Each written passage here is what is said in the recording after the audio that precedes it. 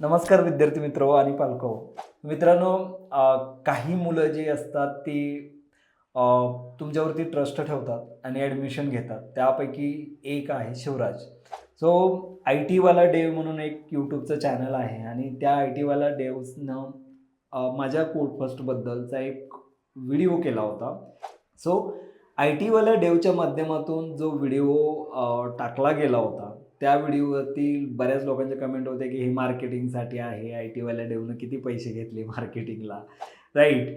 आणि कोइन्सिडन्स असा आहे, की तो व्हिडिओ बघून शिवराजनं ॲडमिशन घेतलं होतं, राइट? आणि त्याचं प्लेसमेंट जे आहे ते प्लेसमेंट एका महिन्याच्या आतमध्ये झालं. शिवराज, तुझ्याबद्दल थोडंसं इंट्रोडक्शन देशील? की तुझं बेसिक गाव कोणतं आहे, एज्युकेशन काय झालं, कॉलेज कुठं केलंस याबद्दल?